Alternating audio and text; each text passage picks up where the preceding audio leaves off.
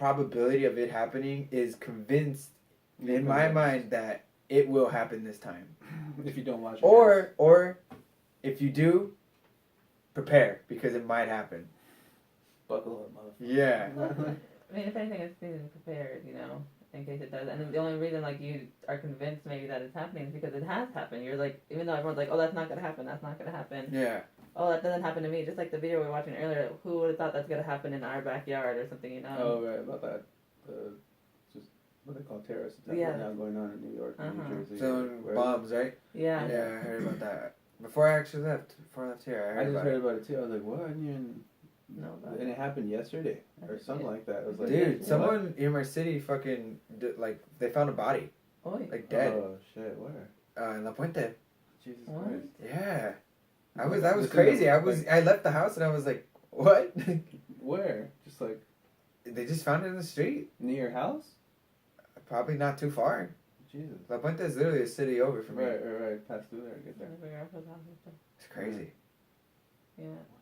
But yeah, going back to the point was just that, you might be feeling convinced because it has happened to you. So you're thinking like, oh, if it's happened once, what's the likelihood it's going to happen again, And for you, it's greater than smaller. So yeah, I guess so. The things that make me feel comfortable is kind of like a mantra or a ritual for me. Or everything I do is kind of has like some sort of ritual. But yeah, so yeah, we'll go on to the next question.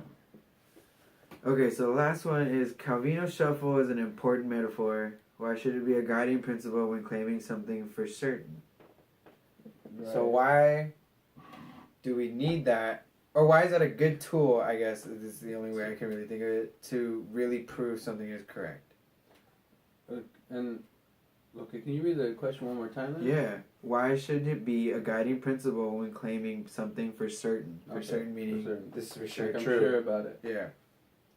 Because I thought about that one as like formulating your opinion, but I mean that's kind of the same thing. You're trying to formulate the best possible decision or whatever that is. And then part of that card thing is having to see the whole picture. And for me, it was not only seeing the whole picture, but kind of understanding the picture was really important. And then, of course, that goes back to making a good decision, because you need to know what you're making a decision about. You need to know the details about that, whatever it is. Mm-hmm. I guess you could say, like, what if you're buying a car? You're not just going to, go and... I mean, sometimes you can just go look and see, and, I want that car, boom. You get it, and you go. That would be great if everyone can be in that situation. Yeah. But a lot of times you have to do a lot of research. You have to find out what's the value of the car, so you don't get, swindled or whatever when you go and buy it. You gotta even mess around with the guy. You gotta leave, come back, do your little games. Yeah. And that's all part of that particular game or whatever. It's part of that buying the car card game. You need to understand a lot of aspects of it in order to get a good deal. And so, I mean, maybe that was not the best example, but for me, that's how I think about this kind of that metaphor, that model, was just how to make a good decision. You need to understand, you need to look into things, and you need to just have a good understanding of it. And then, that's about it for me. I think it's a good tool. I don't think it's, I'm probably wrong because it's coming from a professor. I don't think it's something that maybe you need to prove something for certain, or to validate it, I guess, verify it. But I think it is good because it allows you to really...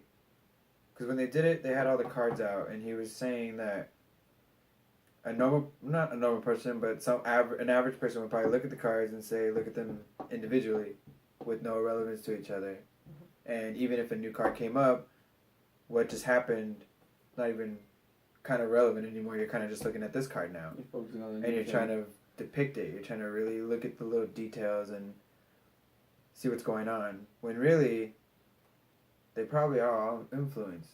Well, sort of like the phrase, the big picture. Yeah. You gotta see so when you have a whole, let's just say, I'll call them ideas. Let's say you have a couple different ideas, each step I feel is important because without that step, you would not have gotten to the next one. Right. Without maybe your first step. Mm-hmm. But at the same time, that last one could be that verifying step, that validating step, to where this is for sure now. This is how I got there, Mm-hmm. and this is what I know is for certain how I got there. Okay. That's, to me, I guess. Right.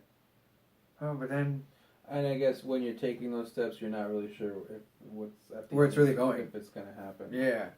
So I mean, that one's really hard because That sounds that like video. working out again. That sounds like it could be tied to working out. But yeah, that video for me was a little. It was Like I a said, little- the music kind of made Ding, ding, ding, yeah. I was I kept distracted by focusing that. on that. There's certain parts where I was like, wait, I'm supposed to be Watching paying the attention to video. the words. Wait, what's he But saying? like that music picked It up was right like the loud, hardest, too. like the part where you really need to pay attention too, because it's kind of going into it. Yeah. But that's why like I kind of just thought of it as like, oh yeah, you just need to see the whole situation,